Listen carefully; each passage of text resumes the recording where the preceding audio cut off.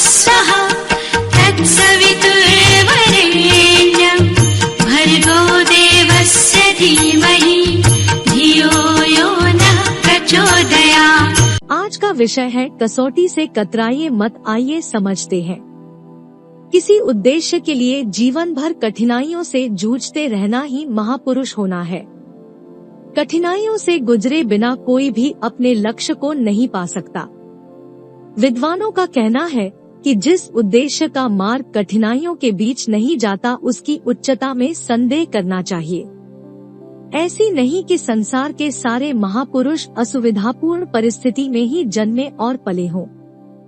ऐसे अनेक महापुरुष हुए हैं जिनका जन्म बहुत ही संपन्न स्थिति में हुआ और जीवन भर संपन्नतापूर्ण परिस्थिति में ही रहे। यदि वे चाहते तो कठिनाइयों से बचकर भी बहुत से कार्य कर सकते थे, किंतु उन्होंने वैसा नहीं किया। जो असुविधापूर्ण परिस्थितियों में रहे उन्हें तो कठिनाइयों का सामना करना ही पड़ा, साथ ही जिन्हें किसी प्रकार की असुविधा नहीं थी उन्होंने भी कठिन कामों को हाथ में लेकर कठिनाइयों को इच्छापूर्वक आमंत्रित किया। वास्तव में बात यह है कि कठिनाइयों के बीच से गुजरे बिना मनुष्य का व्यक्तित्व अपने पूर्ण चमत्कार में नहीं आता और न सुविधा पूर्वक पाया हुआ ही किसी को पूर्ण संतोष देता है। कठिनाइयाँ एक ऐसी खराद की तरह है जो मनुष्य के व्यक्तित्व को तराश कर चमका दिया करती है। कठिनाइयों से लड़ने और उन पर विजय प्राप्त करने से मनुष्य में जिस आत्मबल का विकास होता है वह एक अमूल्य संपत्ति होती है जिसको पाकर मनुष्य को अपार संतोष होता है। कठिनाइयों से संघर्ष पाकर जीवन में एक ऐसी तेजी उत्पन्न हो जाती है जो पथ के समस्त झाड़ झंखाड़ों को काटकर दूर कर देती है। एक चट्टान से टकराकर बढ़ी हुई नदी की धारा मार्ग के दूसरे अवरोध को सहज ही पार कर जाती है। अपने व्यक्तित्व को पूर्णता की चरमावधि पर पहुंचाने के लिए ही भारतीय ऋषिमुनियों ने तपस्या का कष्टसाध्य जीवन अपनाया। घर की सुख सुविधाओं को छोड़कर अरण्य आश्रमों का कठिन जीवन स्वीकार किया। हर आर्य गृहस्थ का धार्मिक कर्तव्य रहा है कि वह जीवन का अंतिम चरण सुविधाओं को त्याग कर कठिन परिस्थितियों में व्यतीत करने के लिए वानप्रस्थ तथा संन्यास ग्रहण किया करता था। भारतीय आश्रम धर्म के निर्माण में एक उद्देश्य यह भी रहा है कि घर गृहस्थी में सुख सुविधाओं के बीच रहते रहते मनुष्य के व्यक्तित्व में जो निस्तेजता और ढीलापन आ जाता है वह संन्यास जीवन की कठोरता से दूर हो जाए और व्यक्ति अपने परलोक साधना के योग्य हो सके। कठिनाइयाँ मनुष्य को धमकाने और उसे तेजवान बनाने के लिए ही आती है। कठिनाइयों का जीवन में वही महत्व है जो उद्योग में श्रम का और भोजन में रस का।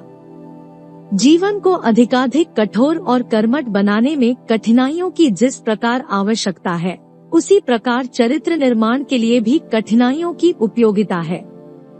मनुष्य का सहज स्वभाव है कि उसे जितनी ही अधिक छूट मिलती है, सुख सुविधाएं प्राप्त होती है, वह उतना ही निकम्मा और आलसी बनता जाता है और एक प्रमादपूर्ण जीवन संसार की सारी बुराइयों और व्यसनों का जन्मदाता है।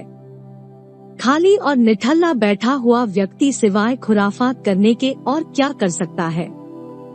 यही कारण है कि उत्तराधिकार से सफलता पाए हुए व्यक्ति अधिकतर व्यसनी और विलासी हो जाते हैं।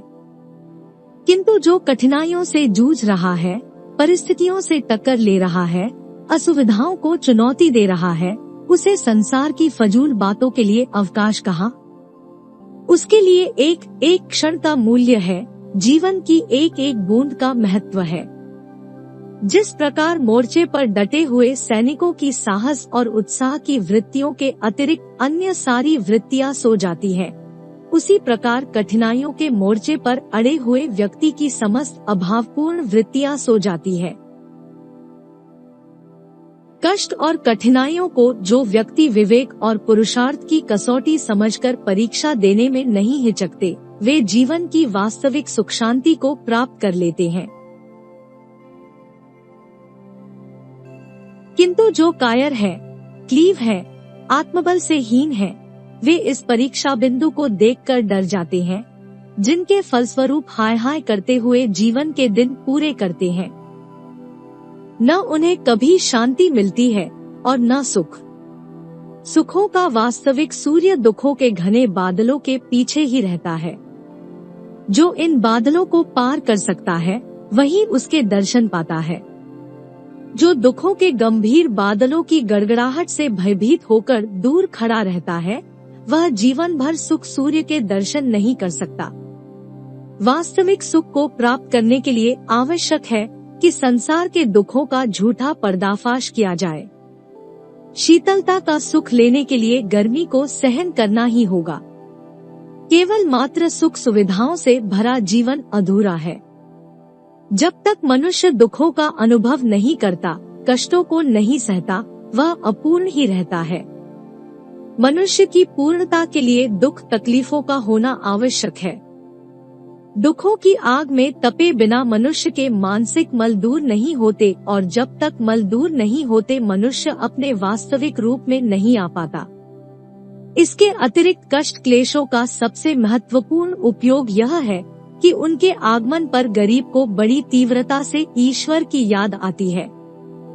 दुख की तीव्रता मनुष्य में ईश्वरीय अनुभूति उत्पन्न कर उसके समीप पहुंचा देती है।